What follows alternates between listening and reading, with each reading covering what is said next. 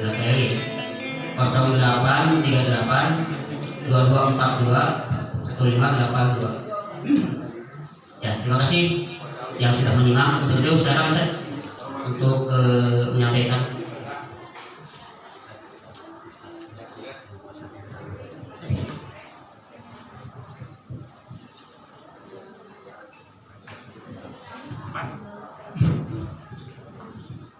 Innal hamdalillah alladzi amarna bil jama'ah wa nahana 'anil furqati. Asyhadu an la ilaha illallah wahdahu la syarika lah wa asyhadu anna Muhammadan abduhu wa rasuluhu amma ba'du.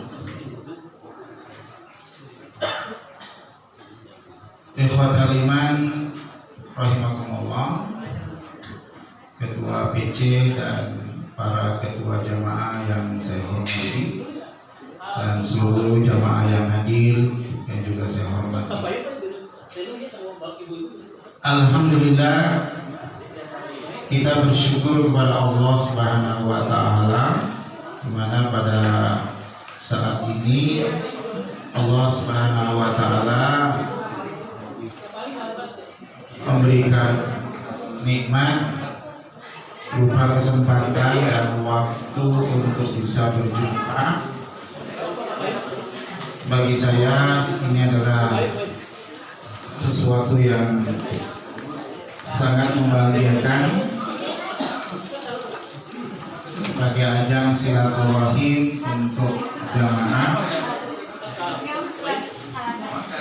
Tentu sebagai kabijam yang baru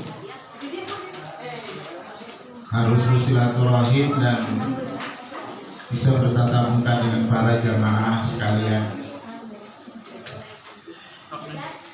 Namun sebelumnya tentu saya mohon maaf, ada tradisi biasanya di Jawa Barat itu materi-materi disampaikan dengan bahasa Sunda. Ya, jadi saya mohon maaf ya, belum bisa bahasa Sunda karena memang bukan orang Sunda ya. Makanya kemarin ketika panitia menulis nama saya keliru, saya protes ya. Nanti salah tangkap ya. Kalau ditulis salam Rusyad, banyak yang menganggap saya putra Allahyarham Profesor Rusyaduddin ya. Itu beda, saya bilang kurang S-nya jadi beda. Tadi rahimahullah, saya secara pribadi supaya kenal dulu lah ya. Jadi saya ini orang jauh ya, dilahirkan di Kabupaten Pinrang, Sulawesi Selatan tahun 52 tahun yang lalu. Lalu kemudian orang tua setelah pensiun dari TNI rantau pindah hijrah ke Kalimantan Timur dulu, sekarang jadi Kaltara.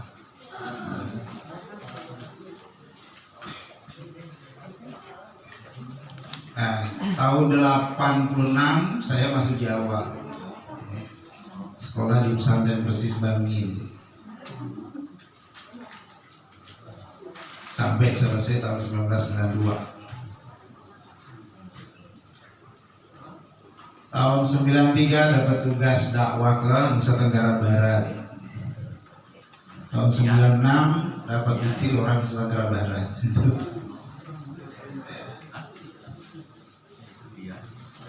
Terus kemudian ngajar di Bangil sampai tahun 2013 pindah ke Sukabumi ya, sampai 2017 sampai 2018 awal di Cikalometan ya, Bandung Barat. Ya. Awal Januari tanggal 7 2018 hijrah lagi ke Brebes, Jawa Tengah hingga sekarang. Nah itu perjalanannya muter. Ya, saya bukan pebisnis, ya, tapi suka jalan karena dakwah Persatuan Islam. Ya. Makanya ketika dulu saya di Cikawang kita dipanggil oleh Arham Ketua Umum Ustaz Aceh ke BP, Ustaz, saya dapat laporan Ustaz ada di sana, katanya pindah ke sana. Iya Ustaz, betul. Kenapa? Ustaz pindah dari situlah. Sam'an wa ta'atan. Ustaz mau kemana? Maaf Ustaz, ini pertanyaan keliru. Langsung saya gitu kan. Ustaz komandan, saya prajurit, gak boleh nanya prajurit mau kemana. Perintahkan saya kemana. Ustaz bilang pindah ke Irian Jaya, besok saya berangkat. Saya mau disuruhkan kemana Ustaz? Ke Brebes. Siap. Itu ya gitu aja kan, memang orang tua saya sudah mewakafkan saya di Persatuan Islam. Orang tua saya nggak punya apa-apa, hanya punya anak, anaknya diwakafkan di Persis. Itu ya, yang lain mungkin wakaf masjid, wakaf apa, bapak saya anaknya yang diwakafkan karena nggak punya apa-apa, yang punya anak. Secara pribadi hubungan dengan Persatuan Islam PB Persis itu saya sejak 92 ya. Perintis pertama silaturahim antara Bangi dengan Bandung itu angkatan saya. Kunjungan masih di Pajagalan. Dan terus berlanjut secara pribadi. Setiap bulan saya ke Pajagalan bertemu Ketua Umum Malayaram Ustaz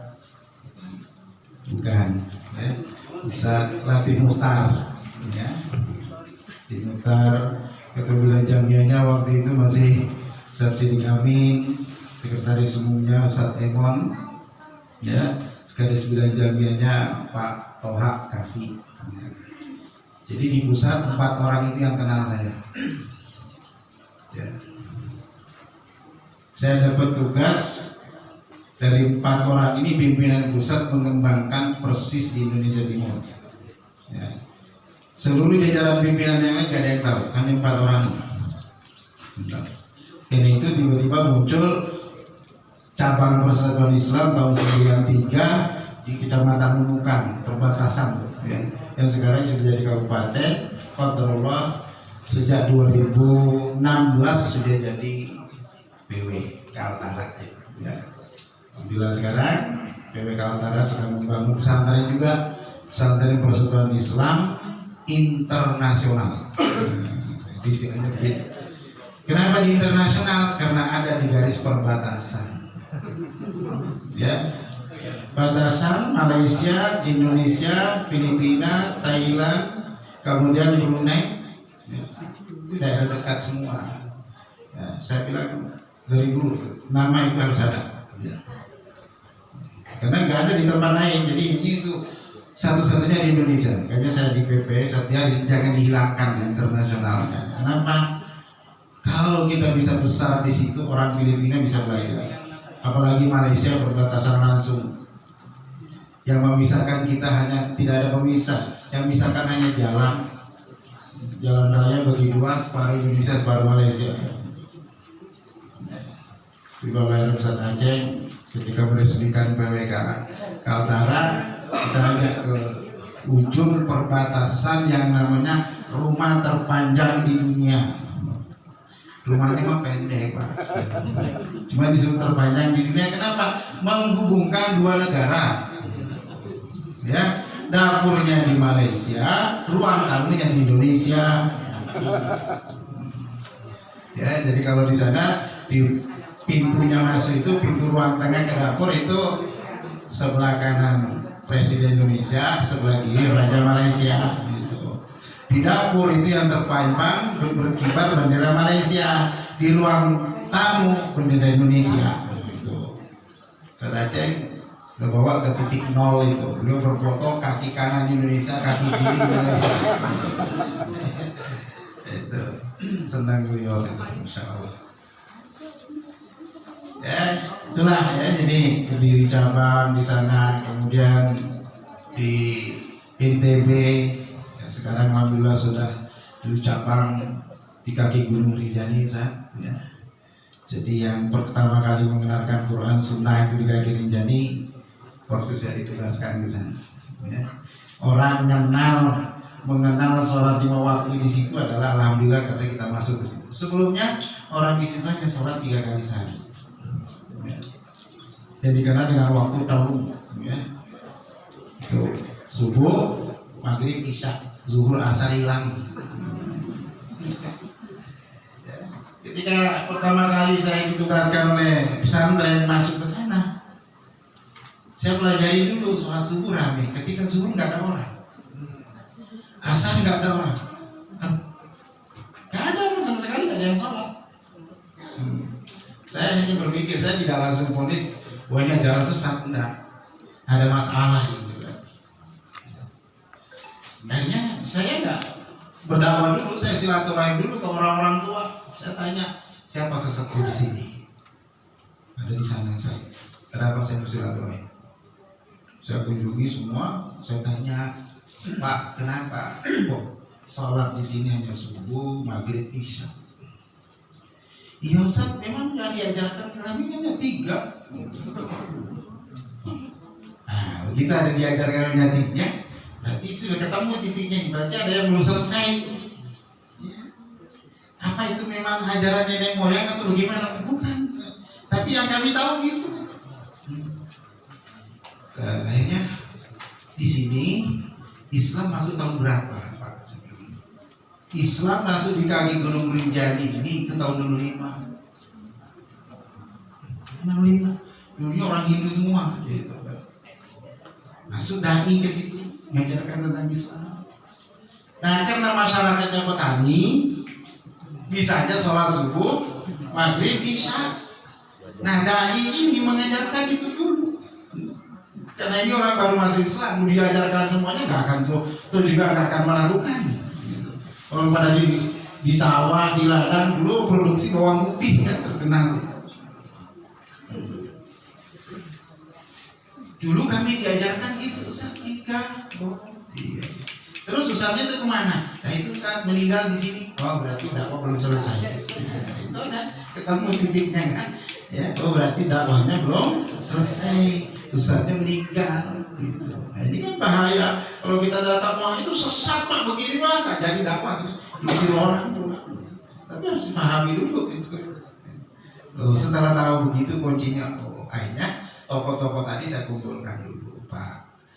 Sepertinya Allah yarham Ustaz itu belum selesai dakwahnya ya. Ya kayaknya Ustaz begitu. Oh iya. Salat itu kayaknya belum sempurna. Memang ada lagi Ustaz. Iya, masih kurang 2 itu. Nah, kalau menurut agama kita Islam ini kan 5 kali sehari semalam. Ada zuhur, ada asar. Oh begitu Ustaz ya. Iya. Saya pikir dulu nggak diajarkan itu karena petani, orangnya kan petani semua, zuhur asar di ladang kan jadi nggak sholat gitu. Iya memang begitu Ustaz. Sekarang gimana Pak? Bisa kira-kira? Wah insya Allah Ustaz sudah bisa itu. Ya kalau gitu tolong bapak-bapaknya sampaikan ke bapak-bapak tuh, warga-warga bahwa sekarang itu sholat ditambah 2 macam. Nah nanti kalau memang perlu penjelasan, ayo gimana di musola di masjid kita kumpul, nanti kita diskusi di situ. Oh iya siap Pak Ustaz, kumpul itu satu desa di masjid, nerangin sholat zuhur, sholat asar. Nah gitu ya Pak, perjalanan dakwah itu begitu. Alhamdulillah sampai sekarang sudah ada PD kita, ada PC di sana, kita punya masjid terbesar, Masjid Al-Furqan di Sembalun itu, ya. Sekarang BWTB sudah berdiri, alhamdulillah sudah kemarin mereka juga sudah buat sekolah SD, nah, sudah lanjutkan, ya. Nah jadi persis keluar itu seperti itu, ya. Jadi kalau tadi saya dengar Masya Allah PC-nya ini, maka di luar Jawa Barat, ini mengatakan bahwa di luar Jawa Barat Persis itu masih tertatih-tatih. Ya. Karena itu, ya ini sebelum saya masuk ke materi, karena itu kami dari bidang Jam'iyah sudah bertekad Jawa Barat harus menjadi uswatun hasanah. Ya. Jadi sampaikan Ketua PB, program kami mulai dari Ustadz Uus kemarin, kami akan lanjutkan bahwa Jawa Barat harus menjadi uswatun hasanah untuk seluruh PW yang lain. Harus lengkap semuanya. Nah makanya tadi bersyukur ketika Ustadz tadi terangkan begini-begini, Masya Allah. Ya tentu saja itu tugas PC. Ya, kalau PB mah, ya PB mah tugasnya merumuskan aja kan. Yang melaksanakan itu ke bawah. Itu. Jadi justru kalau saya itu hormat kepada yang di bawah karena mereka yang melakukan. Ya. Kalau kita mah di atas merumuskan aja. Ini begini, instruksi ke PW laksanakan, PW instruksi ke bawah. Ya. Nah, PB Persis diperintah oleh Mutangga gitu ya. Perintahnya tahun ini banyak lagi itu harus mampu mendirikan 200 cabang. Nah, coba. Makanya Jawa Barat saya jatah 50. Pokoknya Jawa Barat harus 50.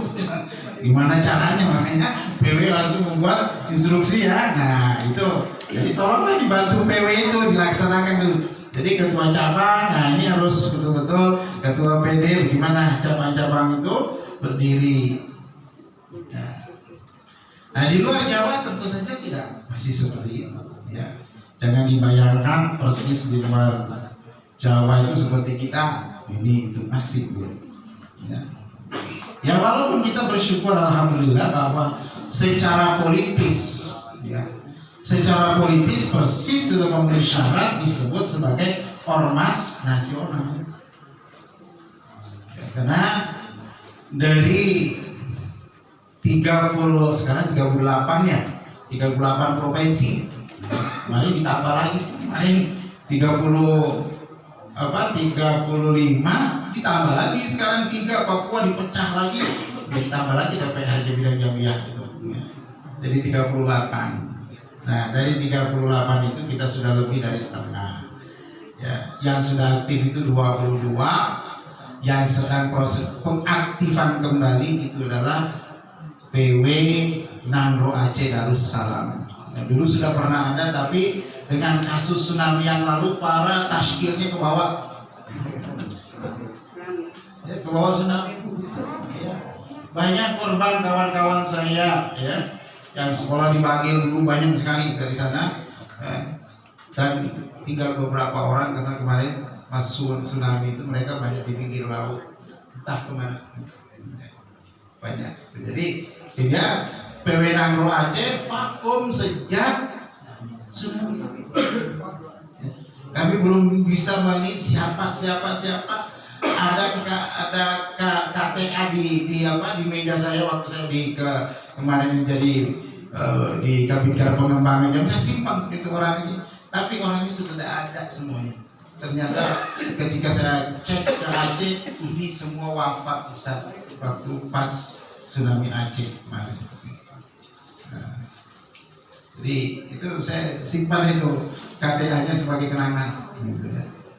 Alhamdulillah ini kemarin insya Allah dalam waktu dekat kita aktifkan kembali mencari kemarin bibit-bibit awal lagi. Alhamdulillah sudah ketemu, kita delegasikan kemarin PW Sumatera Utara untuk kesana dulu. Begitu siap baru kita nanti kesana. Jadi buat Imam rahimahullah perlu kita pahami bahwa dengan demikian bahwa Persis itu tidak lagi se-Jawa Barat saja, apalagi se-Bandung ya. Dan karena itu Persis sudah menasional ya. Karena dia sudah menasional, maka saya katakan seluruh ustadz itu kalau bicara apalagi live bahasa nasional. Kasihan yang lain pengen belajar. Tuh, saya kalau turun ke bawah Bu, yang pertama kali kritikan didapat ya itu. Setiap turun ke bawah keluar Jawa Barat pasti itu. Ya di WA, ya di telepon, satu pengajiannya bagus tapi kami nggak paham. Ya. Saya kemarin di Kredit Tajam pada Ahad yang lalu saya kan pengajian di Pamumpak ya kemarin tuh. Nah pengantarnya bahasa Sunda. Ya. Pengantarnya lama lagi ada pengumuman. Saya tahu kalau saya kan mesti ngerti lah ada pengumuman itu protes. Ustaz kok bahasa Sunda sih? Ya itu memang pengajiannya di Sunda, tunggu sabar 10 menit lagi gitu kan. Baru bahasa Indonesia itu. Ya. Jadi sebegitunya gitu. Makanya di Kominfo saya bilang TV Persis ya, tolong jaga bahasa nasional. Kalau sering tampil dengan bahasa Sunda, sudah pasti di situ bahwa itu. Ya, orang luar nggak akan nonton. Jadi kenapa? Mohon maaf saya sampaikan itu bahwa banyak orang itu yang simpati ke kita, ingin belajar ilmu ke kita, tapi mohon maaf kita ini sering kualitasnya internasional, tapi akhirnya jadi regional. Kenapa? Bahasanya bahasa regional. Tuh. Orang mau belajar. Ilmu itu kan orang ngakui, tetapi begitu buka channel kita, TV, streaming kita, ini apaan, ngomong apa? Ini saya tutup aja.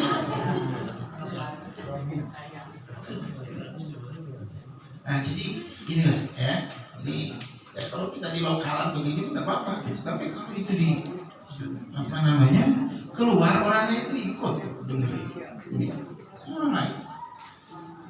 Jadi jangan egois ya, kasihan itu orang yang di PW NTT, kasihan PW Ambon, kasihan PW Kaltara, Sulsel, Kalteng, Kaltim, kan gitu.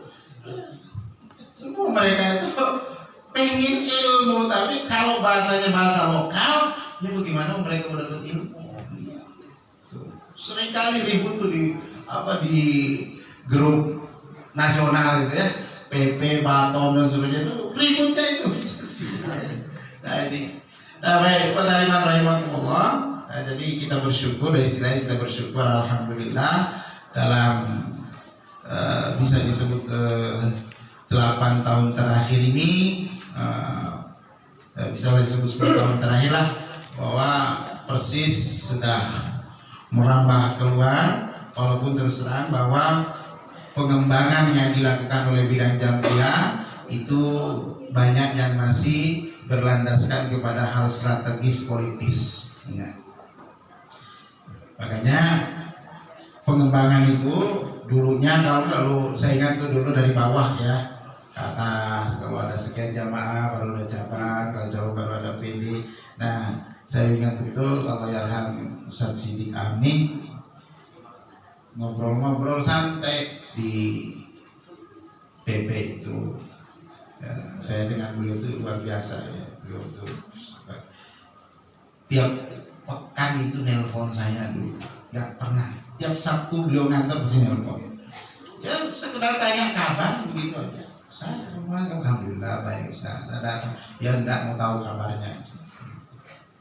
Jadi itu orang tua kita masya Allah. Ya. Saya itu merasa kecil masih santri pada saat itu ya, baru tamat tapi sering diperhatikan. Nah ngobrol-ngobrol beliau, saya tidak tahu beliau kok tiba-tiba nanya, menurut Salam Persis ini dikembangkan dengan cara apa kira-kira ini? Saya juga nggak tahu, saya waktu itu kok ngomong spontan. Alangkah baiknya pola pengembangannya seperti partai, dari pusat ke PW, PW ke DPD ke bawah. Iya ya, kalau gitu nanti dibawa ke muktamar. Nah itu, wallah begitu. Nah jadi dari situ bermula pengembangan ini dari atas ke bawah, karena kalau memang seperti yang lama itu susah sekali. Kapan mau PP mau ke ujung pulau sana kan? Nah maka dirubahlah seperti itu, alhamdulillah. Dengan itu percepatan bisa hampir inilah di Indonesia ini sudah ada semua sampai ke NTT dan sebagainya. Bahkan kita juga di PC luar negeri itu juga ada. Ya. Nah, tinggal ada yang belum ini, PCI Timor Leste.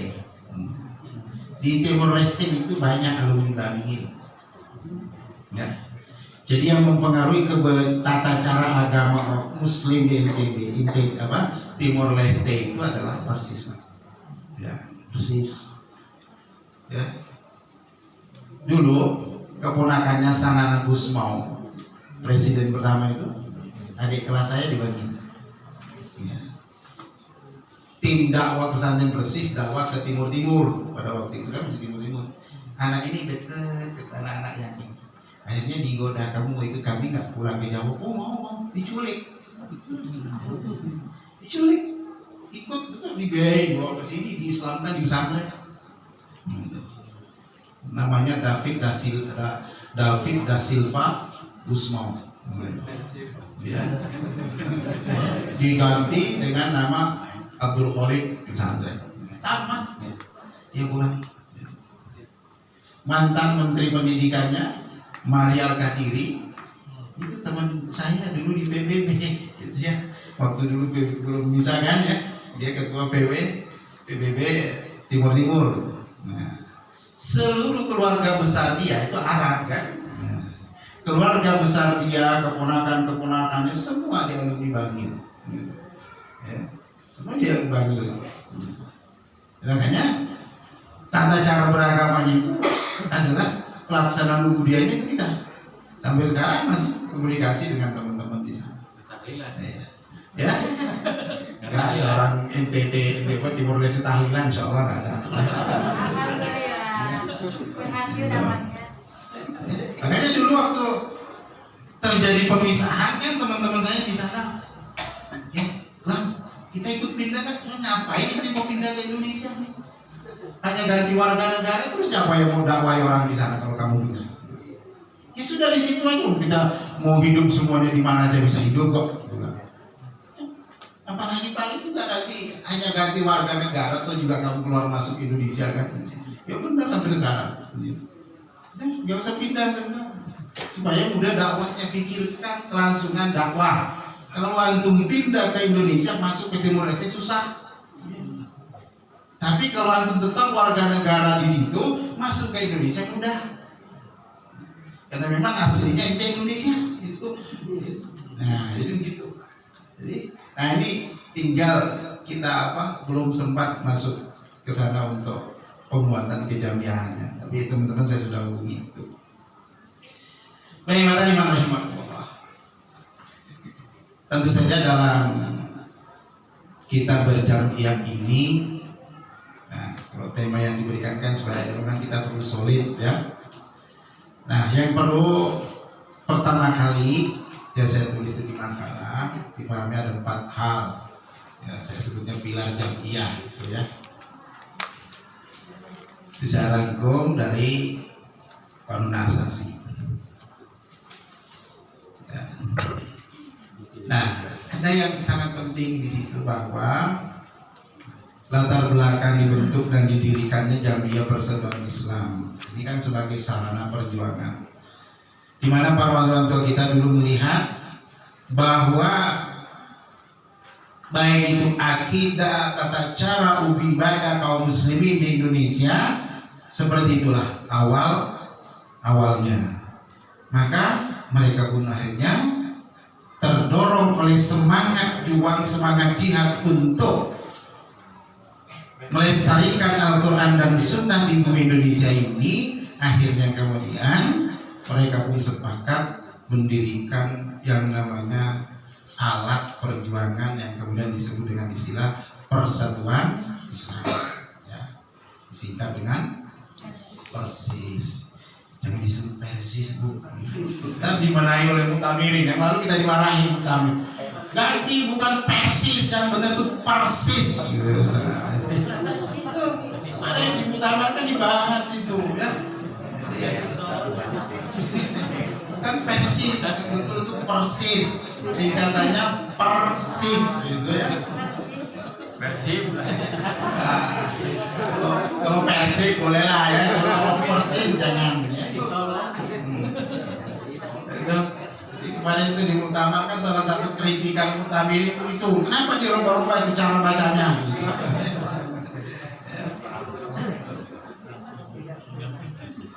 Nah, jadi bagaimana rahimahullah itu dulu kita pahami dulu di sini bahwa berarti persis itu adalah kendaraan yang dibuat oleh orang tua kita untuk berjuang.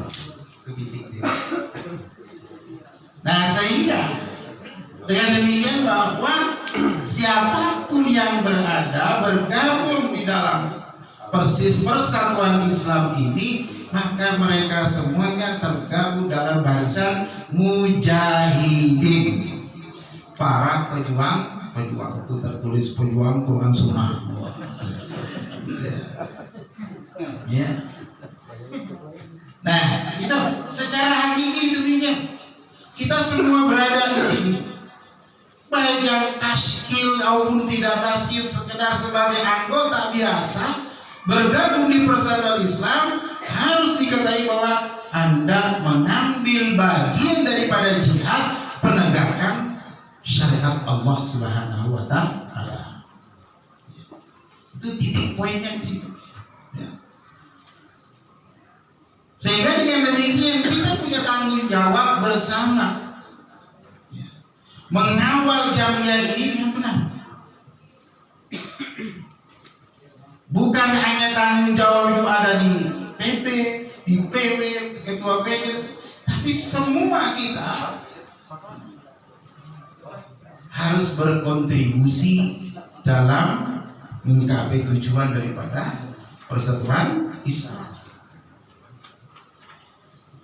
Nah, karena itu bahwa ketika kita sudah tahu posisi kita, bahwa kita semua ini adalah mujahid dakwah. Nah, persis kan mengambil itu ya, karena nanti kalau bicara jihad kan panjang itu ya. Persis mengambil bagian daripada jihad itu, jihad bidakwah, jihad bitarbiyah, kemudian ditambah lagi dengan jihad bil maliyah. Nah sekarang persatuan Islam mengambil 3 hal itu. Ada yang mengambil posisinya mubalik, maka dia dibilang dakwahnya. Yang pendidikan, para asatidz, para guru-guru tentu saja mujahid dalam bidang pendidikan. Bagi para akhirnya yang memiliki usaha-usaha, mereka mengambil bagian daripada jihad bil mal. Tuh.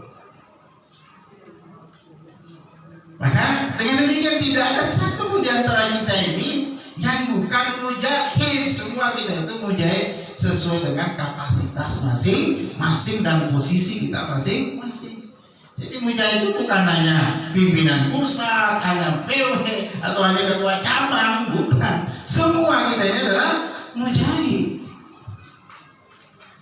Nah, karena itu sebagai mujahid harus paham tujuan. Bila tertulis, ya. Satu-satunya tempat yang saya kunjungi yang tertulis ini hanya di sini. Ya.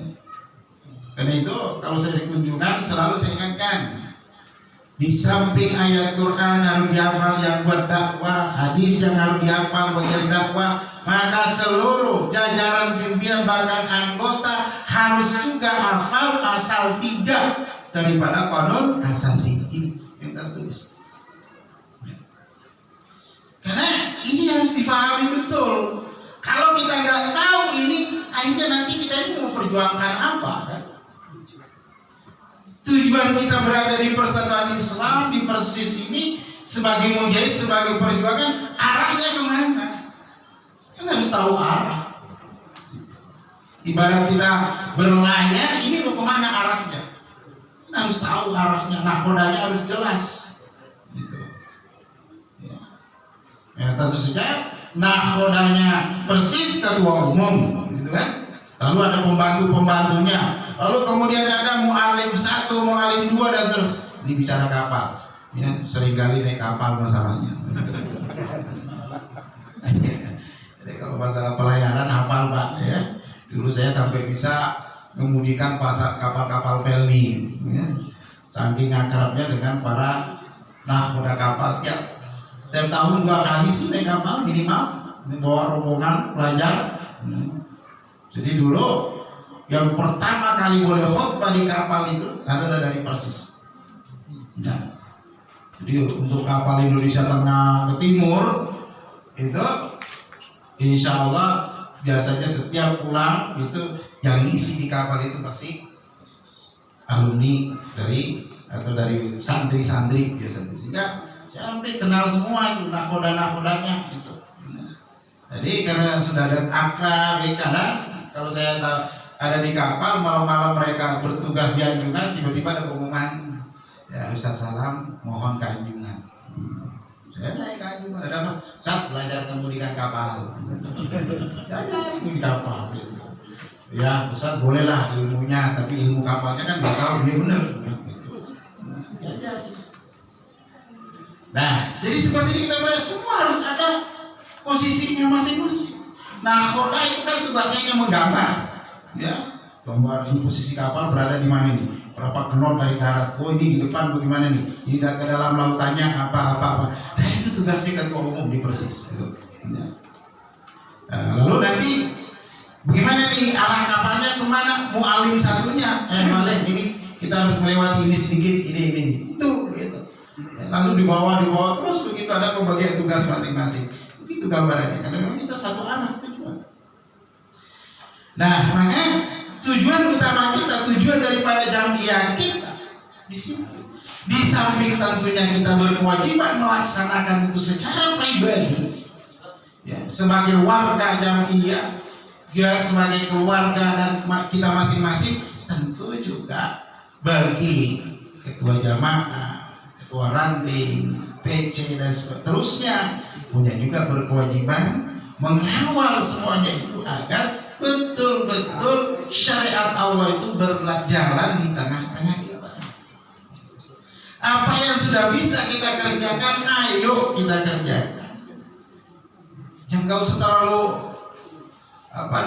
mengawang-awang ketinggian. Karena ada juga kaum muslim ini berawang-awang terlalu tinggi, langsung pengen jadi negara khilafah. Akhirnya bubar, gitu, ya. Ya kita juga semua sama-sama mengerti itulah. Bahkan itu menjadi putusan Dewan Islah. Tapi kita ada caranya lain. Nah, itu jadi yang harus tujuan kita itu. Nah, jamiah kita mengambil posisi itu. Nah, maka sebagai bentuk dari itu, terutama dalam hal ini kan. Kalau saya ibaratkan tadi sebuah kapal, nakoda sudah menentukan arah kapal kita ke sini. Maka ada mualimnya yang lain, ada ABK yang lain sampai ke bawah. Maka harus mengikuti semuanya alurnya. Nah sehingga seluruh unsur yang ada di dalam jamiah itu harus kompak. Pertama memahami tujuan itu. Jangan sampai dia tidak memahami. Akhirnya nanti gerakannya tidak sama. Gitu.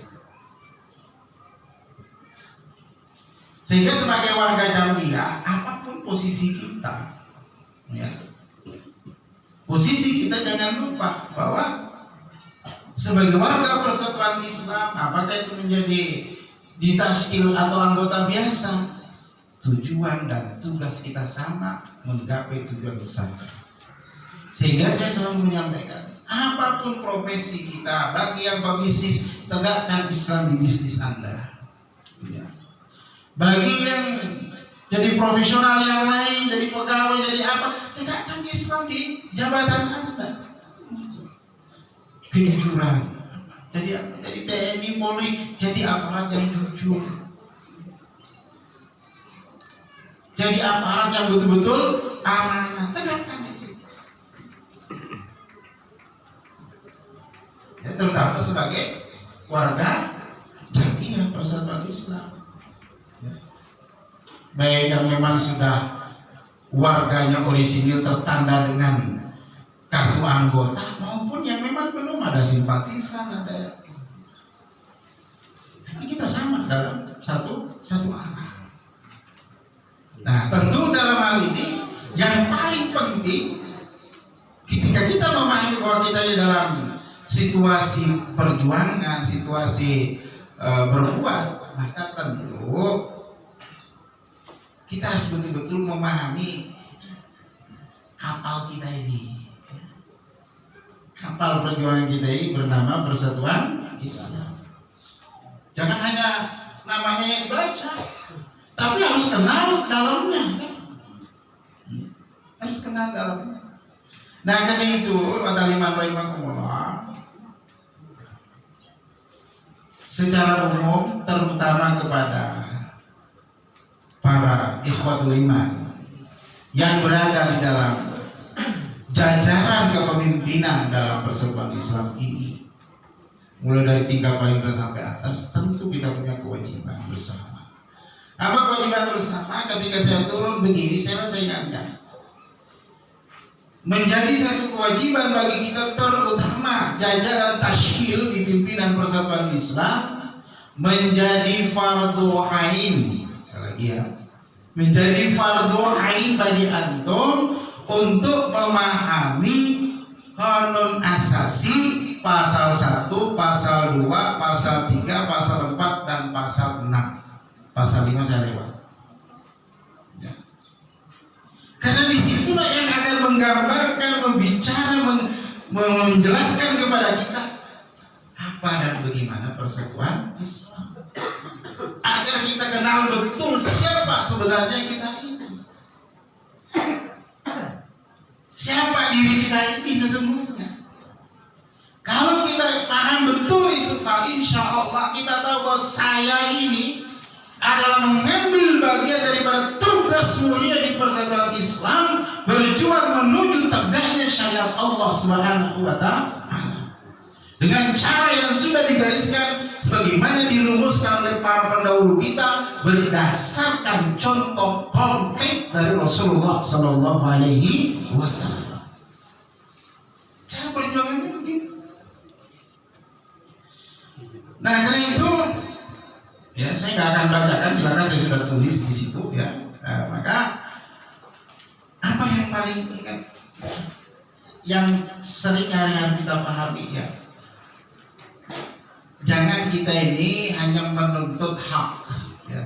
Manusia itu biasanya paling apa ya, paling pintar kalau sudah berupa haknya. Oh, ini hak saya, tapi kewajiban Anda bagaimana? Justru yang harus kita dahulukan dulu kewajiban kita.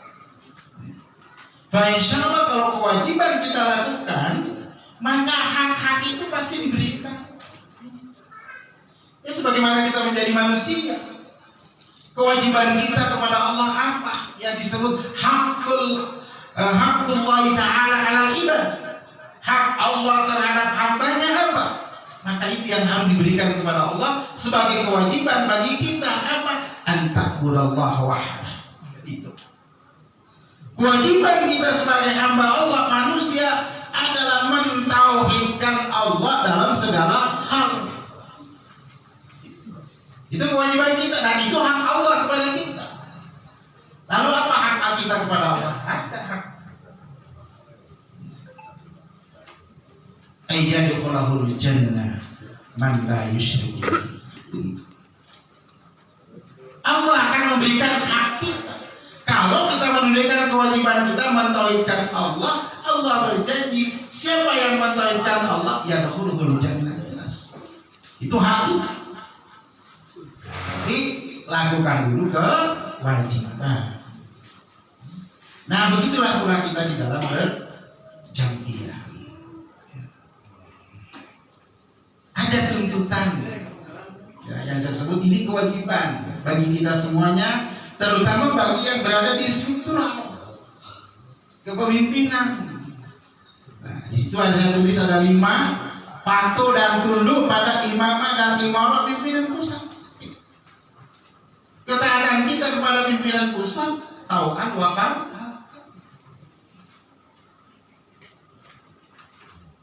Kalau sudah ada putusan dari pimpinan pusat, ini sam'an wa ta'atan, kita laksanakan.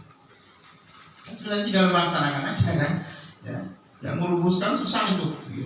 Kadang sudah keluar putusan, oh seperti ini, nggak ngerti kalau itu 3 hari 3 malam kita debat baru keluar. Itu kadang 1 poin, ini tuh kita mau putuskan itu nggak cukup waktu 1 hari rapat jam 1 gitu. Kadang kita harus lanjut.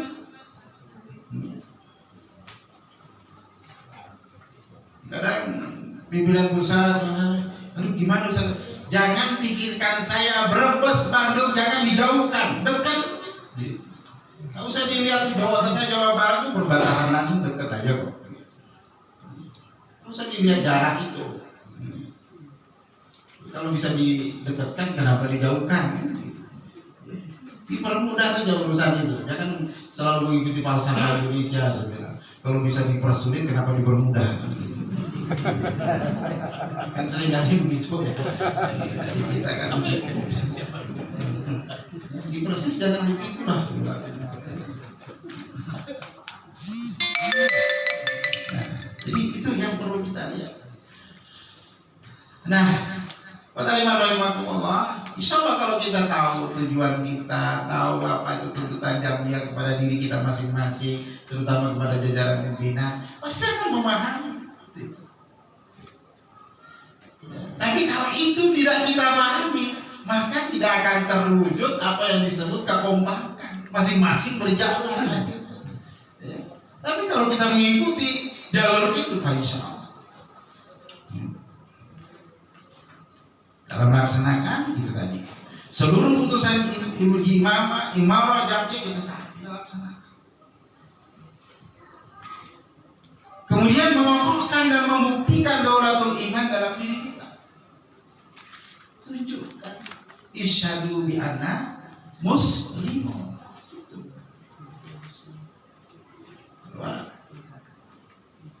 Warga Persatuan Islam itu dimanapun dia akan berani tunjukkan bahwasanya muslimun Quran Sunnah. Kita di situ, kita nggak pernah ikut-ikut mau nambah-nambah Islam ini itu tidak ada. Orang tua kita nggak ngajari begitu. Kalau kita nambah-nambah kan jadinya nggak Quran Sunnah nanti. Kayaknya udah Islam aja. Gak usah ditambahin Islam Nusantara, Islam liberal. Misalnya kan gitu ya.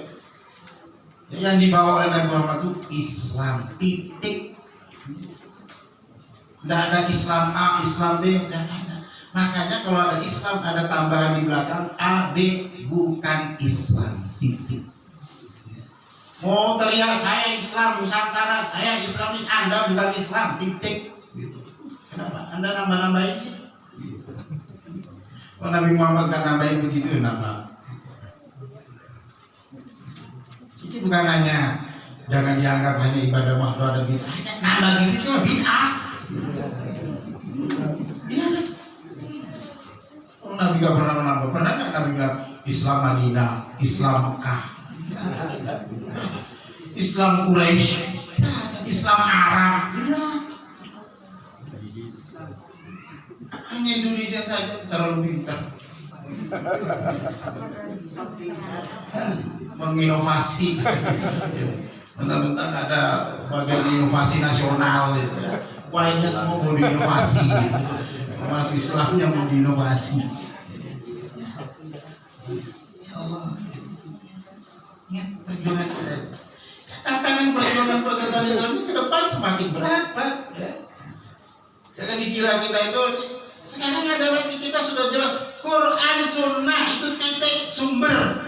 Belum selesai perbedaan pemahaman sumber hukum itu, ada yang namanya ijma, ada yang namanya qiyas, kan begitu yang kita paham. Walaupun kita di Dewan ISPA tidak mengaku itulah, yang itu adalah bagian daripada ijtihad. Belum selesai itu ada yang menambah lagi satu mazhab PBBI ya. Tidak. Mengusulkan agar keputusan-keputusan PBB jadi sumber hukum. Nah, yang bisa menghadapi yang begini ini hanya Persatuan Islam.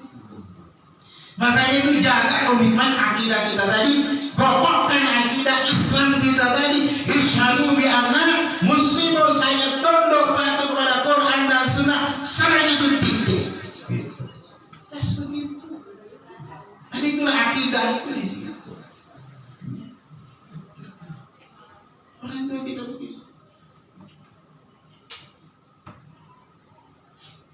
Dulu orang tua kita sampai dipaksa-paksa ngakui asas tunggal kan?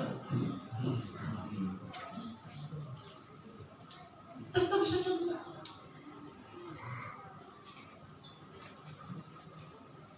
Walaupun dulu pernah sempat,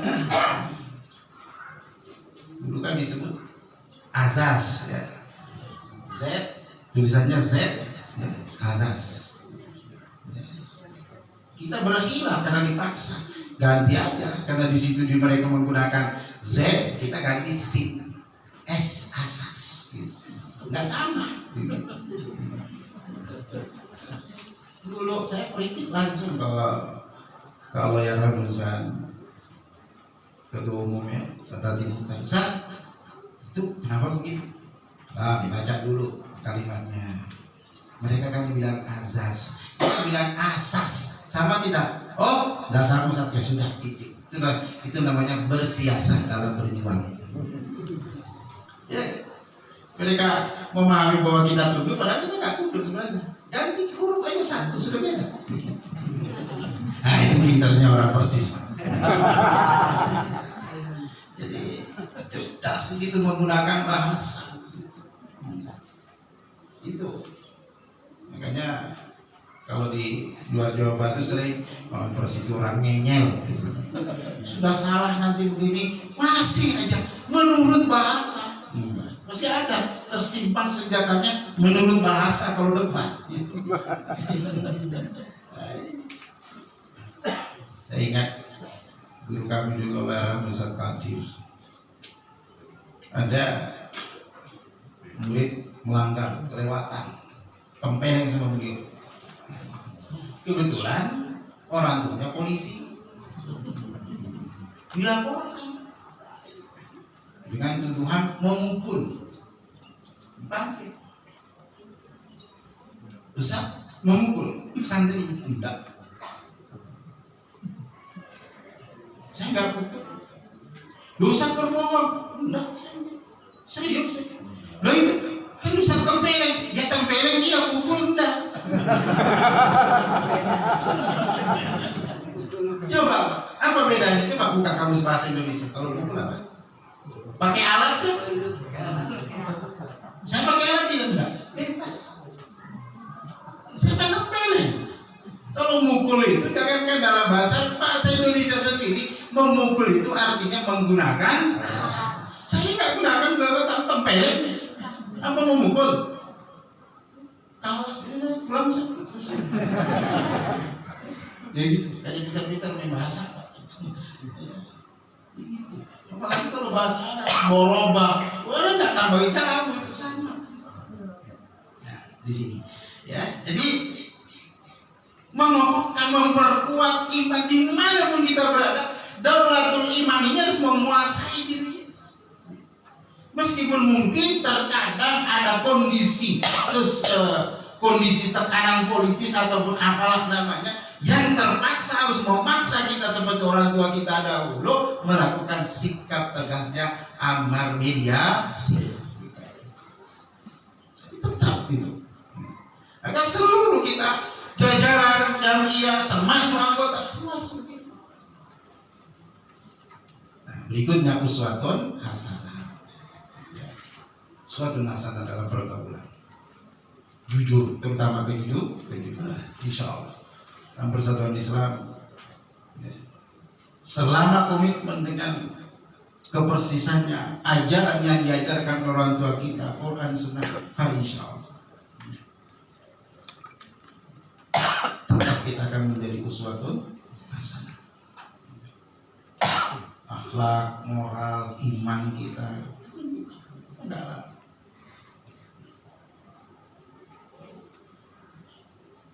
Diakui ya, sebelum mau pilpres kali itu ya kan PP dapat kunjungan tuh ya. Ya, itu orang banyak nggak tahu. Padahal kita tuh dipaksa nerima. Saya ketika sudah harus menerima saya di PP Persib di depan ketua umum, Ustaz, saya tidak akan hadir satu.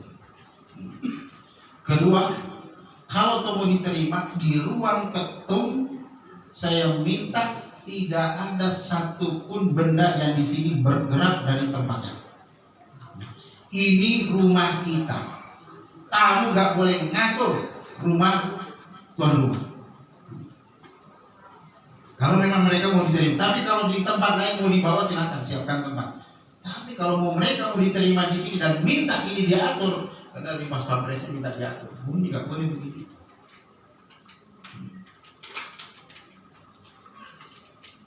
Saya minta itu segera.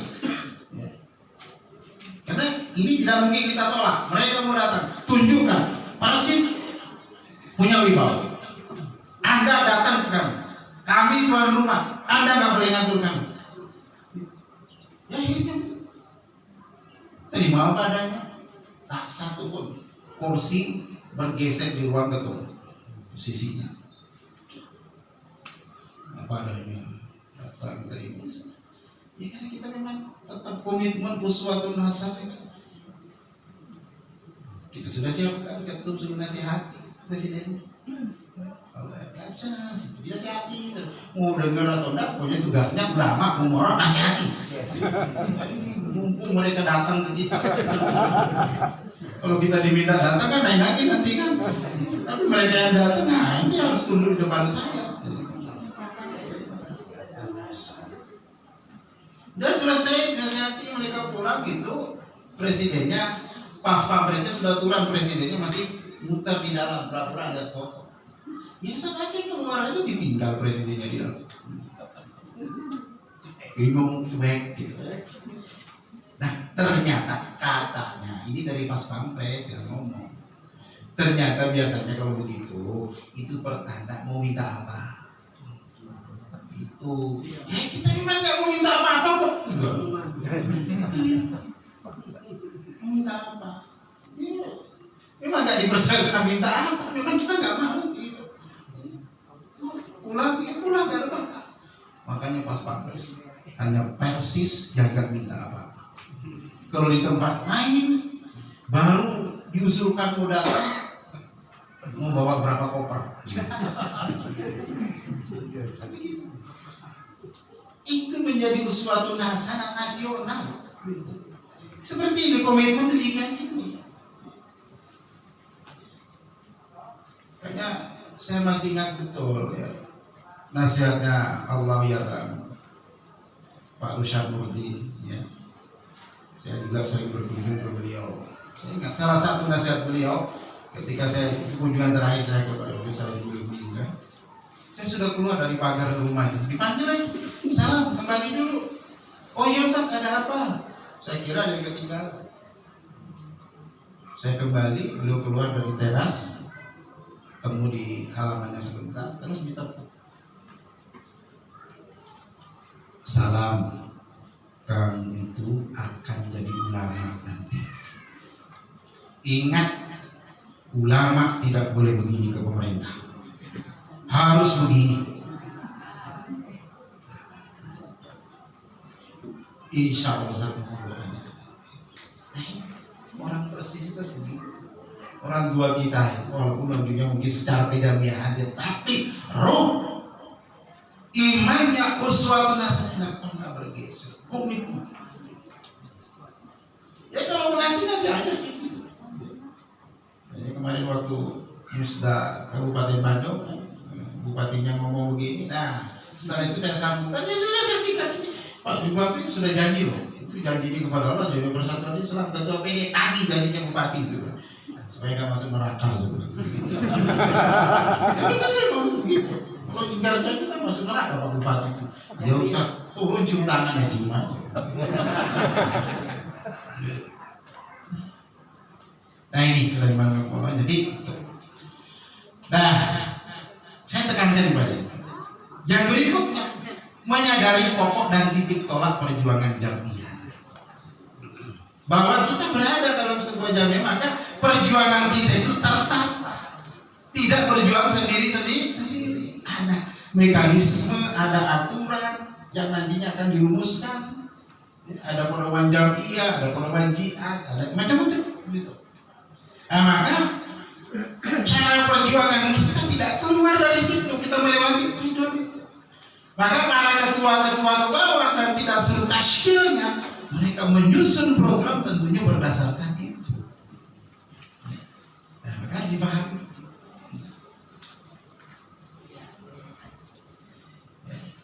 Nah, kemudian menyelaraskan, ini kan bagian dari baiat ya. Nah, itu gairah, tindak dan langkah agar tetap dalam miniatur. Jangan sampai menyimpang. Kita berusaha terus. Ya. Ilmu tentang Islam ini luas, makanya jangan pernah berhenti mengaji. Ya. Kajian terus. Itu. Nah, itu kalau tadi Ustaz ketua cabang bukan ini pengajiannya lain, bukan ya, betul. Jangan hanya fikih aja terus dibahas. Sesekali yang lain. Ya. Karena itu kalau saya diminta kajian ke bawah, saya katakan saya tidak mau membahas fikih. Ya. Islam itu bahasanya luas. Nah, anggota Dewan Hizbah yang lain aja. Saya tidak akan membahas itu. Saya bahas yang lain yang tidak dibahas oleh yang lain. Supaya jamaah ini memiliki pemahaman Islam yang syamil, menyeluruh. Jangan hanya kita paham Islam itu dari sisi fikihnya saja. Nanti bahaya. Saya ingat guru saya dulu oleh Rasul Lutfi menasihati kita, kamu berislam itu jangan fikih sentris. Kalau orang fikih sentris dalam berislam itu hampir sama dengan komunis.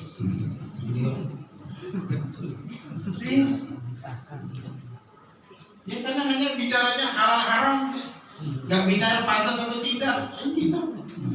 Bertarung begitu biasanya. Ya, ini mohon maaf nih.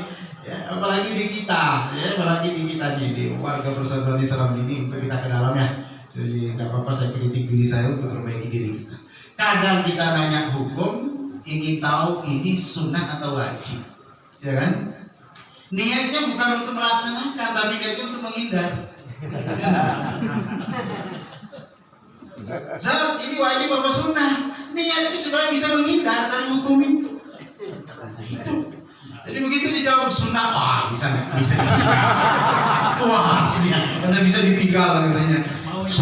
Ini nggak benar cara berpikir seperti ini. Ya, adanya wajib sunnah itu kan pembagian hukum aja. Toh semua itu perintah dari Allah, kan itu aja. Sunnah aman. Jadi jangan melihat, wah kalau saya nggak kerjakan berarti nggak berdosa. Jangan, yang pasti bahwa kalau hukumnya sunnah tidak dikerjakan Anda rugi. Ya enggak? Ya rugi, nggak dapat pahala. Begitu. Seringnya begitu ya. Nanya Ustaz, ini hukumnya apa? Haram apa makruh?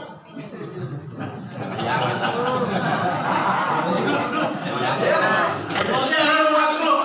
Pengennya supaya kalau haram kan dihindar, kalau makruh masih bisa dilanggar. Ini yang ngomong ya. Makanya di Dewan Hizbah saya ngomong, rokok itu dibahas ulang. Kalau yang mau ngerokok gak usah dimakruhkan, halal aja sekalian. Karena kalau makruh masih ada pelanggaran, itu masalahnya. Walaupun itu tidak berdosa, tapi sama-sama larang. Itu loh. Ini kita berbicara masalah akidah iman itu supaya kita muncul akhlaknya di situ. Jadi jangan hanya hukum karena ini menghindar. Jadi kita di situ ya. Karena apalagi kalau sudah belajar usul fikih santri hati-hati gitu ya. Nah, padahal kata Ustaz Abdul Hakim penulis As-Sulam itu kan di mukadimahnya jelas, usul fikih ini adalah alat untuk mengkaji bersifat hukum. Kalau digunakan pada tempatnya akan merusak kehidupan. Ini bukan untuk diterapkan dalam kehidupan, tapi adalah ilmu untuk ilmu.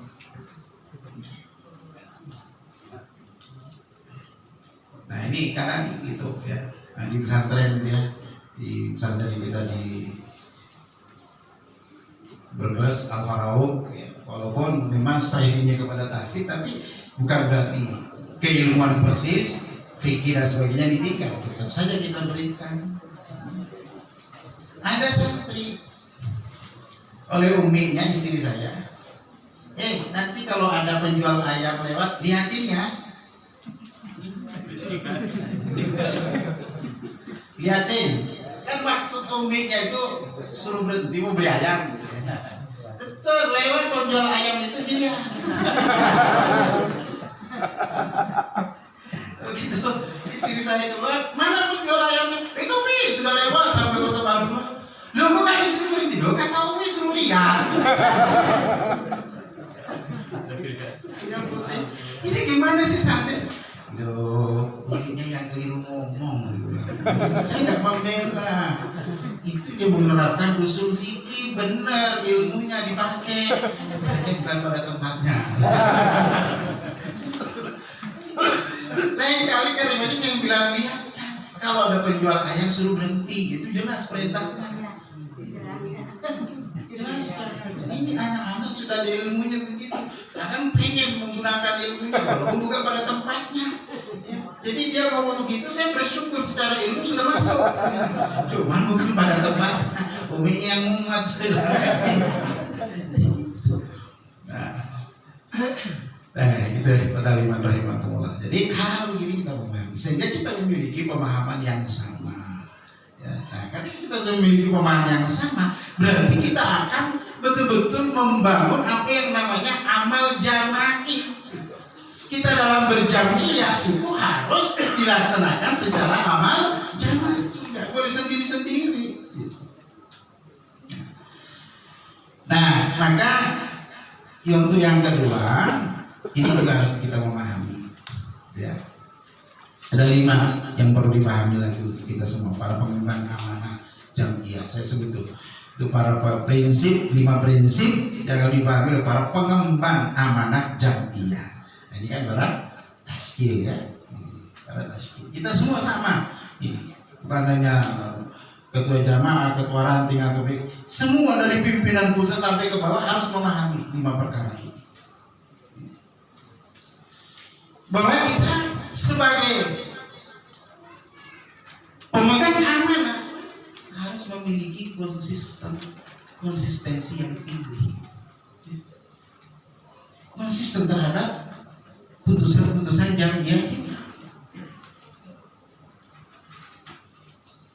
Apa kata kita sudah rapat, apa dasarnya sudah diputuskan oleh rapat, itu yang kita jalani, konsisten dengan putusan. Jangan karena tadi dalam rapat kita berbeda, musyawarah, lalu kemudian kita berpendapat lain, namun kemudian pendapat kita tidak dipakai, ada yang lebih baik, lalu itu disepakati, lalu di luar forum kita mengatakan saya tadi tidak sepakat, saya tidak ikut. Ini berbahaya. Maka kita harus konsisten. Makanya musyawarah itu diadakan itu tadi untuk mencari mana yang terbaik. Di situ tempat kita adu argumentasi. Nah, ketika kita tidak konsisten terhadap apa yang sudah kita putuskan, nah itulah yang nantinya yang masuk bagian daripada tanazuk, memunculkan tanazuk. Apa tanazuk? Satu hal yang dilarang dalam perjuangan, berbantah-bantah. Ketika kita keluar dari putusan syura, itu namanya kita membantah syura. Itu masuk bagian tanazuk. Apa yang akibatnya? Kalau salah satu di antara kita yang tergabung dalam perjuangan ini, para mujahidin yang sedang berjuang ini, lalu kemudian dia tanazuk terhadap kode etik perjuangan, apa kata Allah? Atiullah wa atiur rasulullah wala tanaza'u fatafshalu rihu fatafshalu wa tadhhabari rihu. Kalau terjadi tanazuk, kita akan jadi lemah, kekuatan kebangkitan kita akan dihilangkan oleh Allah Subhanahu wa Ta'ala. Itu syarat. Maka tolonglah kita pimpinan musyawarah silakan. Ya, cuma di kau sebanting kursi lah. Boleh berdebat ya. Tapi apa yang sudah kita putuskan, kita komitmen, kita konsisten dengan apa yang kita putus. Jangan kita berbuat di luar itu hanya karena kita beda.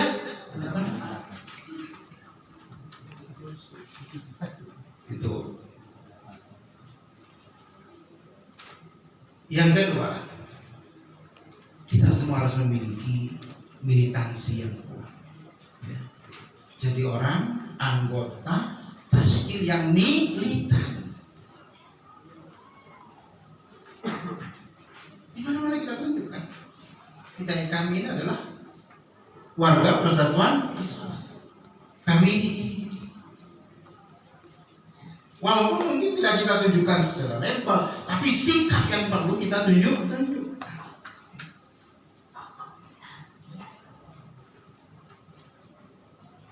Nah, dalam mengembangkan amanah perjuangan kita konseptual. Ada kanun asasi, ada kanun dakhili, nanti ada pedoman jamiah dan seterusnya. Di PD, PW ke bawah ada semua pedoman-pedoman. Jadi apa yang kita lakukan ini terkonsep, tertulis, ada rujukan. Karena memang orang persis itu kan begitu ya. Kita bicara masalah hukum harus ada rujukan, harus ada dalil, itu. Maka itu kita terapkan pula dalam perjuangan. Maka konsepnya harus jelas. Oh, dirujukannya ke sini ini.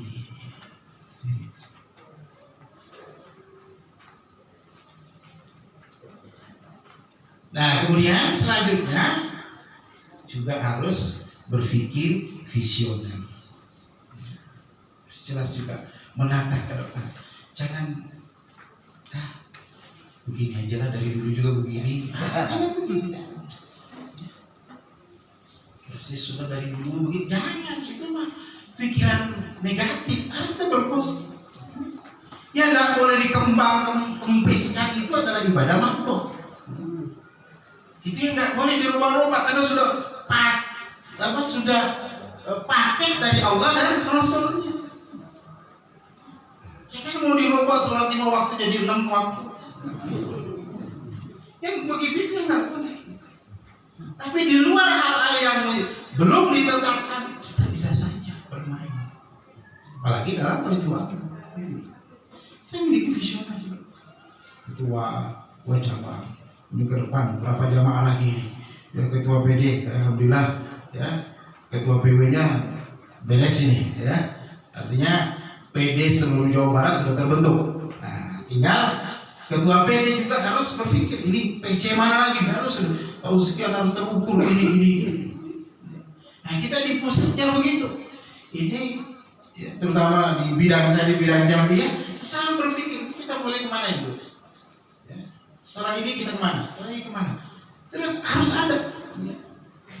Setahun ini berapa PW yang harus kita kembangkan? Harus terukur. Nyampe nggak? Kita bisa nggak kita lakukan? Bagaimana cara mencapainya itu? Nah, seperti itu. Jadi, insya Allah kalau kita semua berpikir begitu, visioner ke depan, ya, persis itu. Insya Allah, mohon maaf, kita bukan sombong, bukan apa.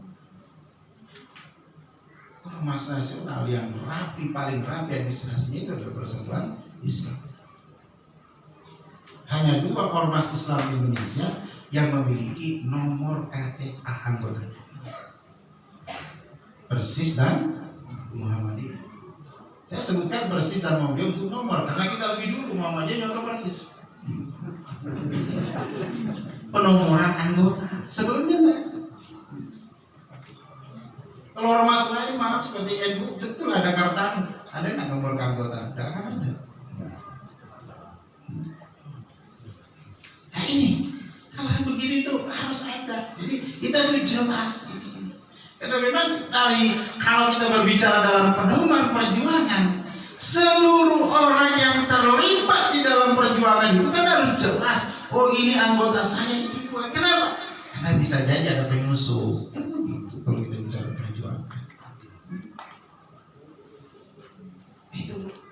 Kenapa diperlukan niat itu? Ya itu sebenarnya sebagai identitas. Makanya yang saudara-saudara yang masih simpatisan, cepatlah daftar jadi anggota supaya jelas gitu. Gabungan niatnya jelas. Tidak cukup hanya niat. Saya udah niat saya jadi anggota Persekutuan Islam. Ya udah bagus ya, dipertegas. Ya, identitasnya dipertegas. Ya. Kalau niat sholat memang nggak boleh diomongin kan. Tapi niat jadi anggota Jamiyah harus dibuktikan dengan kartu anggota. Begitu.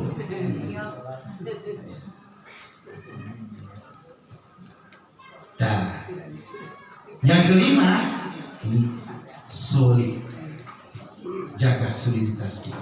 Sebagai pimpinan harus betul-betul menjaga. Setia sekata. Itu ya. Ya. Ini yang dipahami bahwa kita itu berjuang. Ya. Insya Allah berjuang di Persis. Itu zamannya digaji berapa banyak? Ketua cabang saya digaji berapa saya? Ketua cabang. Digaji kalah. Biasa ya, itu. Makanya saya tuh kadang dilihat teman-teman, wah ini kan di Brebes itu jamaah kita banyak PNS. Ini kalau Ustaz Salam ini kayak kita hampir tiap pekan pergi itu bisa dihitung berapa yang dibawa pulang. Lebihnya ya mereka sendiri yang ngomong. Saya pikir Ustaz Salam gak akan berpikir apa yang dibawa pulang. Bener, itu yang dipikir berapa yang dibawa keluar. Perjuangan dalam Persekutuan Islam dia bilang gak ada berpikir berapa yang dibawa pulang, yang dipikirkan berapa yang saya harus bawa keluar untuk perjuangan fi sabilillah.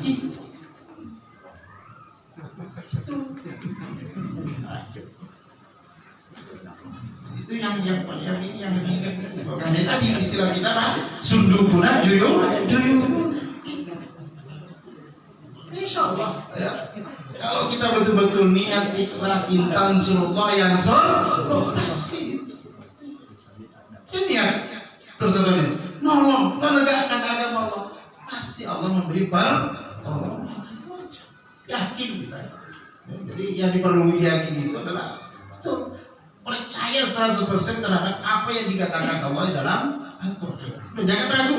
Gitu. Sampai betul. Insya Allah. Ya boleh kita berlomba ini, tapi dalam arti pastabikul, bukan untuk berbangga, bukan untuk itu. Insya Allah. Ya. Jangan dianggap jadi ketua PC, ketua jamaah ini, ya dari ketua umum Pak. Justru berat ya.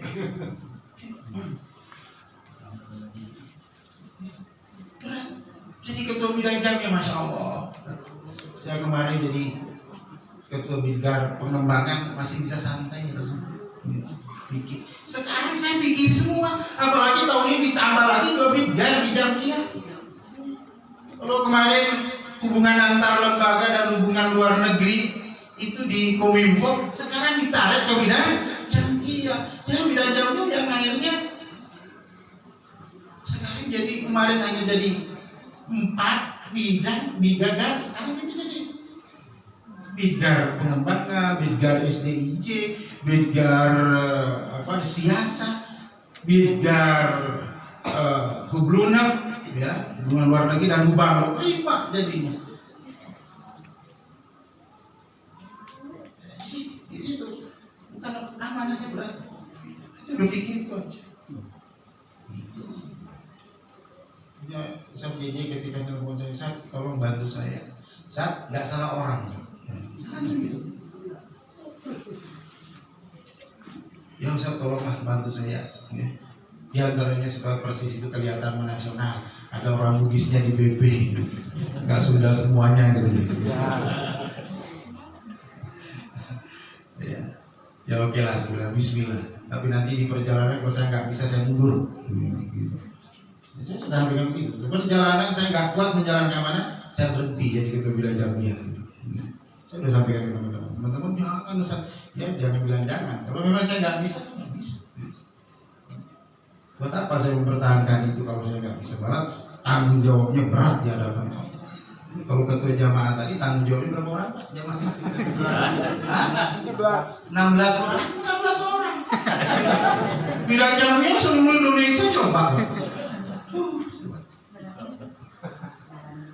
Lepas dari sini satu yang lain, wah belum tentu. Tanggung jawab dunia ini aja sudah berat. Terasa sampai ini ketua wilayah tampil lagi sama ketua PW aja. Ketua PW pakai omongan Pak.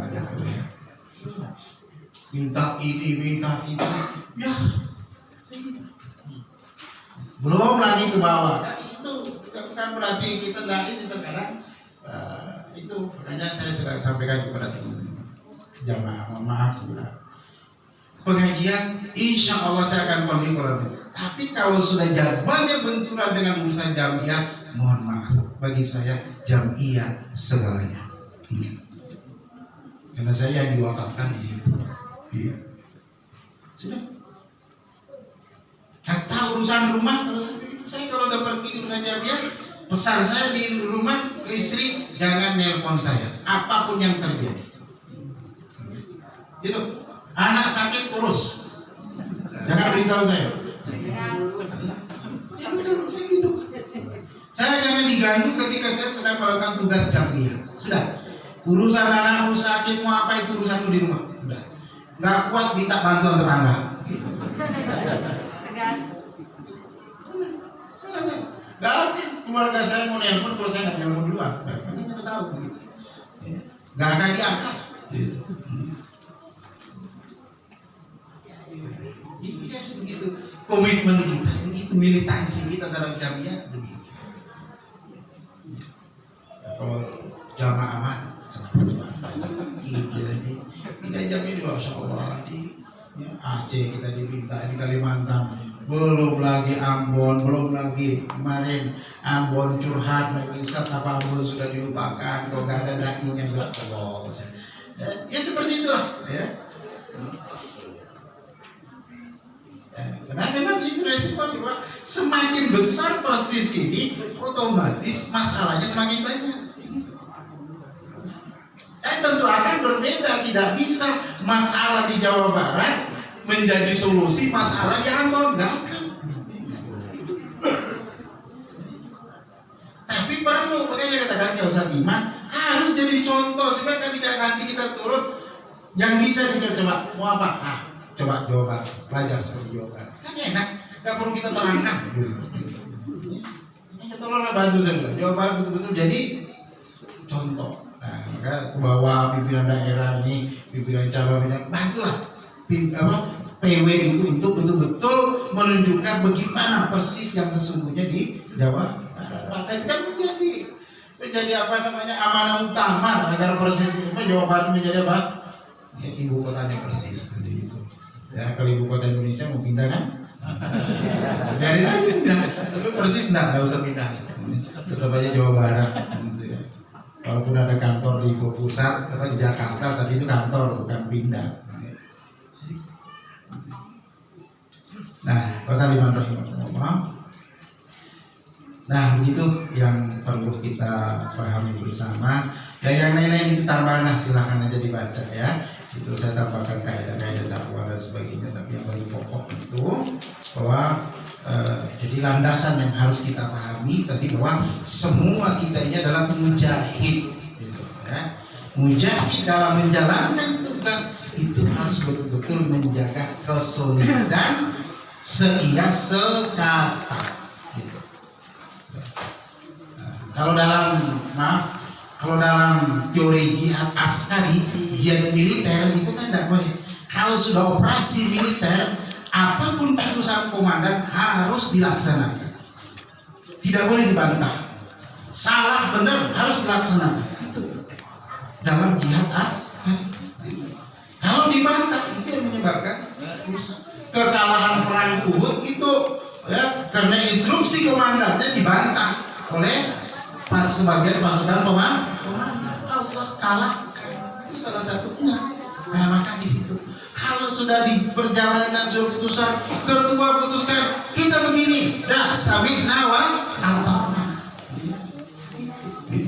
Insya Allah kalau itu kita lakukan, maka lambat atau cepat kita akan mengawali 100 tahun kedua persatuan Islam. 100 tahun pertama kita sudah lewati, ya itu sudah cukup lah tempat menjelaskan. Sekarang kita mengawali 100 tahun kedua persatuan Islam ini dan kita dipilih oleh Allah berada di situ, maka sudah waktunya kita semua secara pribadi, secara jama'i, secara konstruksi jamiah mengajak seluruh komponen jamiah untuk mewujudkan ini, terrealisasinya syariat Islam tadi agar terwujud kepada Islam rahmatan lil alamin. Itulah tema besar kita di muktamar kemarin, karena kita sudah dipilih oleh Allah. Kenapa? 100 tahun awal persatuan Islam kita dipilih oleh Allah. Nah, maka kita harus mengawali. Dan ini sebagai peluang bagi kita untuk menanamkan, untuk kita dilanjutkan oleh generasi selanjutnya untuk terwujudnya kesana Islam rahmatan lil alamin. Nah, tentu itu akan terwujud kalau kita semuanya bahu membahu bersatu memiliki visi dan misi yang sama. Insya Allah, wallahu a'lam bishawab. Oke, Ustaz, terima kasih atas ilmunya yang telah diberikan. Kita masih ada waktu menjelang sholat asar. Boleh ya, karena di WA belum masih beli. Mungkin kalau ada yang mau bertanya silakan langsung saja. Cukup 2 penanya saja untuk penanya. Silakan Bapak, Ibu, 1 saja mungkin.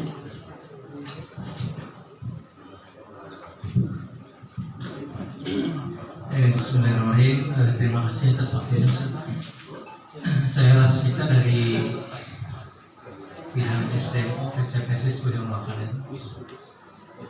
Jadi pertanyaannya mungkin yang pertama, berbeda dengan pemuda saat kalau merekrut di Jamiah Persis karena berbagai permasalahan lah, karena mungkin salah satunya ya aktif di masjid dan sebagainya, kedekatan dan sebagainya, masuk saja gitu ke Persis. Nah ternyata di SDMO Persis itu kurang lebih 300-an lah anggotanya di Persis. Nah itu masalah tuh makin banyak gitu. Karena berbeda dengan pemuda. Kalau pemuda itu ma'ruf dulu saja, pasca ma'ruf, dan setelahnya ada tapik 1, tapik 2 gitu. Jadi agak lumayan lah menyaringnya. Nah ini yang jadi permasalahan di Persis itu tidak ada saringan, sehingga jadi bebannya ketua jamaah berat, masalahnya muncul. Apalagi yang dari trans luar gitu, maksudnya dari yang tidak jelas, dari NU, dari apa saja gitu masuk ke Persis. Itu yang pertama. Yang kedua, saya selalu mendaftarkan anggota baru. Ini mulai dari sebelum muktamar. Kalau tidak salah muktamar itu diundur 2 tahunnya, jadi tahun 2020 harusnya. Itu kan dulu waktu saya pertama jadi SMO tuh, begitu yang daftar itu dapat kiai desa. Nah ini yang jadi masalah juga. Begitu daftar jadi anggota, jadi kiai juga dapat. Nah 2 tahun kesini kiai tidak dapat. Dan bahkan yang baru juga sekarang, saya ke Ustaz Jejen aja ya, yang dekat Ustaz Jejen Jainuddin yang di sekretaris Biga Komin, minta itu masih revisi gitu. Jadi kita juga nunggu ya istilahnya keyakinan baru, apalagi program jamiah itu juga terlalu lama gitu nunggu ya seadanya saja. Tadinya saya pengen semua anggota yang baru dapat keyakinan dan dia dipelajari di rumah sehingga dalam pembinaan itu tidak terlalu sulit lah gitu. Jadi kita bisa membaca keyakinan pasal dan sebagainya. Jadi mohon sarannya saat yang pertama tadi tidak ada ma'ruf dan pasca ma'ruf ya kalau Persis. Yang kedua itu bagaimana kronologisnya itu dulu masuk ke anggota Persis langsung keyakinan dapat. Nah itu saja mungkin saja yang bisa saya sampaikan. Assalamualaikum warahmatullahi wabarakatuh. Ya baik, terima kasih. Nah untuk yang pertama itu memang kita sudah membaca bahwa itu problem dimanapun ya, bukan hanya di sini, yang seluruhnya seperti itu. Nah karena itu mulai masa jihad kali ini itu di bidang jamiah, bidang sumber daya insani dan jamiah. Nah ini kita sedang merumuskan ya, dan insya Allah itu sudah jadi, insya Allah sebentar lagi nanti ada tentang pembinaan. Nah insya Allah kita akan menerapkan seperti itu, walaupun mungkin tidak akan 100% seperti itu ya. Jadi memang beberapa tahun ini kan hilang itu ya, sehingga begitu. Nah, kalau untuk di Jawa Barat ini sebenarnya itu perlu sudah itu, karena sudah apa istilahnya dikatakan tadi harus menjadi contoh lah ya. Kalau di luar mungkin memang kita masih banyak sekarang pertimbangan politis gitu, ini kadang gitu. Yang penting orang itu terkadang sudah mau bergabung dengan Persis, oke. Nah, sambil berjalan kita perbaiki. Insya Allah untuk itu sudah disiapkan, makanya oleh Ketua Umum kan kita juga ada lembaga Badiklat dan sebagainya, itu dalam rangka melengkapi itu sebenarnya nanti. Jadi akan ada itu semuanya lah diperbaiki. Insya Allah, terima kasih, mohon doanya. Yang kedua terkait dengan QAQD yang memang ya mungkin para tasyik bawah atau jamaah merasa kok lambat ya kalau mau disebut lambat dengan waktu yang begitu memang lambat mungkin ya, tetapi kalau kita tahu, karena saya juga terlibat dalam penyusunan itu, ternyata memang itu banyak sekali memakan waktu ya. Dan untuk muktamar kali ini alhamdulillah itu sudah insya Allah lah tidak akan lama lagi sudah terbit itu, karena kemarin pengalaman muktamar sebelumnya kemarin kita memakai jasa notaris ya untuk memperbaiki itu pun masih ada nggak ini, karena notarisnya bukan dari orang Persis, jadi nggak paham arahnya kemana ya gitu. Mereka sekedar menulis apa yang ada, masih perlu lagi akselerasi, masih perlu lagi ini.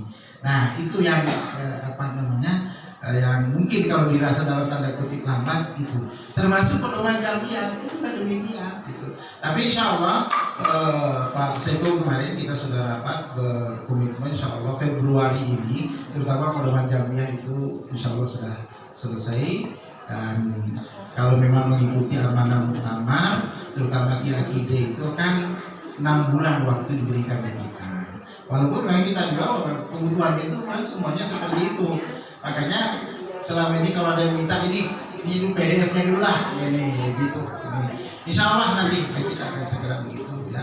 Jadi kalau terganggu seperti itu ya mohon maaf lah. Atas nama pimpinan pusat mohon maaf kalau terjadi seperti itu ya, karena memang begitu sesungguhnya. Terima kasih, berjuang terus ya, jangan terhalang dengan masalah itu ya. Setiap ada masalah di balik itu inna ma'al usri yusran, satu masalah ada 1000 jalan keluar, begitu kata Ustaz Uku, Allah yarham. Gitu ya, insyaallah. Baik, ada 10 menit lagi untuk jawab ini. Silakan satu orang lagi.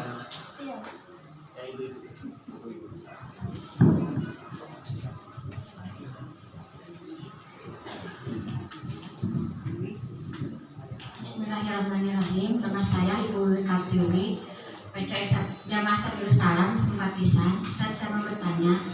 Yang pertama ya, insya Allah saya sudah tertarik terhadap Jamiah Persis. Tapi pas saya mau masuk anggota malu karena suami anak saya belum Persis, ibu saya, adik saya belum Persis. Terus pertanyaan yang kedua, kalau seandainya sudah masuk anggota Persis, boleh tidak merangkap anggota? Contohnya dengan Muhammadiyah atau Syaturami atau ngaji terus Muhammadiyah, boleh tidak? Terus yang ketiga, apa artinya fanatik? Persis itu bukan fanatik atau? Terima kasih.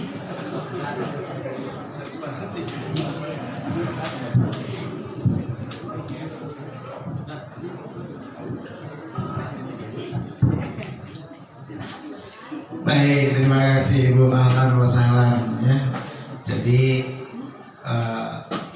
suatu kebaikan itu jangan malu ya. Ya, sudah bisa komitmen kalau bicara kepada sih sudah. Bismillah gitu ya. Nah, justru ketika ibu sudah di dalam bisa menarik. Ya, kan gitu. Kalau ibu belum jadi anggota Persis selalu ngajak keluarga, pasti akan balik, kamu aja belum Persis kok ngajak saya. Gitu kan. Tapi kalau sudah ibu masuk, ayo belum Persis itu begini. Nah, akhirnya begitu ya. Nah, ini ya enak ayatnya itu. Jadi sudah nggak usah malu, singkirkan malu itu, ya. Gitu. Nah yang kedua, apakah boleh rangkap anggota? Ya tentu saja begini, saya katakan tadi ada dalam kita berorganisasi itu kan sikap militansi itu harus ada, jelas ya. Jadi gennya jangan dua lah ya, satu aja gitu ya, supaya nanti nggak bingung gitu ya. Karena begini, walaupun antara Muhammadiyah dengan kita kurang lebih sama lah, tapi tetap ada perbedaan. Nanti kalau ibu dua kartu anggotanya, saya mau taati siapa nih ya? Gitu ya. Nah, jadi makanya kita diperintahkan oleh Rasulullah itu kan alaikum bil jamaah, itu kan bil jamaah, bukan bil jamaat gitu ya, tapi bil jamaah. Hiduplah kamu dengan satu jamaah saja gitu. Jangan banyak, kalau banyak kenapa? Karena di dalam berjamaah itu harus ada ketaatan. Nah, kalau dua-dua ini saya taati siapa? Kalau sama perintahnya nggak ada masalah, tapi kalau kebetulan beda, nah itu kan jadi bingung kita. Nah, jadi karena itu kalau ibu masih ini istiqoroh saja ya. Ini kemana ini? Insya Allah Allah tunjukkan ke persis. Ya, nah itu. Nah, lalu kalau saya anggota persis, apa boleh ngaji ya? Aneh, ya silakan aja bu kan. Persis nggak pernah menghalangi orang mau ngaji kemana aja, silakan ya. Ya kita boleh menuntut ilmu kemana saja. Setelah itu kita sharing mana yang terbaik ini kan. Ya, tidak semua, bahkan mohon maaf, aliran sesat saja itu tidak semuanya sesat, pasti ada benarnya sedikit gitu. Ya, yang benar itulah kita ambil, yang itu buang gitu. Ya, jadi jangan takut, bukan kalau saya masuk polisi nggak boleh ngaji, silakan mau ngaji kemana-mana silakan ya.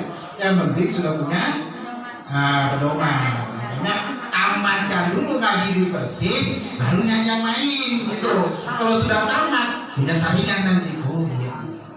Karena bagi kita mohon maaf ya, di persis itu kan mengajari orang ilmu. Ya, jadi mengajari. Ya. Posisi kita mengajari. Ya. Tidak membodohi orang, tapi mengajari. Ya. Kita mengajari orang supaya pintar, mencerdaskan. Ya.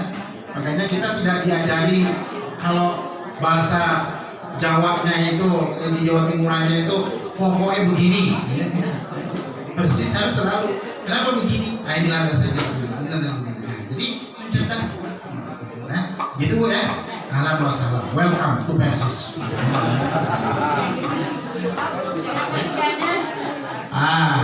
Apakah ada nanti? Iya, begini bu, setiap ormas itu pasti ada walak wal baroknya, gitu. Makanya di dalam akidah pasti juga ada al-walak wal barok fil Islam. Ya. Jadi kita komit bagi sini. Gitu. Jadi fanatik itu kan jangan diartikan dalam bentuk arti negatif, kan gitu ya. Karena orang yang namanya negatif itu fanatik itu salah benar diikuti. Nah, Persis nggak mengajarkan begitu. Kalau memang kita salah, jadi diikuti. Gitu. Tapi tentu saja untuk membuktikan apa itu salah perlu diskusi, perlu ilmu. Nah, di situ. Jadi Persis tidak mengajari kita harus fanatik, tidak, tapi mengikuti dengan ilmu. Ya. Masih bu ya. Ya, terima kasih Ustaz. Mungkin cukup untuk dapatnya saja. Ya. Namun sebelum ditutup, ini sekali lagi ada surat dari pemudi. Ini berkaitan dengan santunan buat peduli yatim ya, Jompo dan Merbot. Ini bekerjasama dengan Laj PC Persis. Dan nanti setiap PJ akan mendapatkan ini, dia akan dikasih oleh pemberi atau Laj ya. Nanti bisa dicari siapa saja ini yang layak untuk mendapatkan santunan ini. Itu saja mungkin yang saya sampaikan.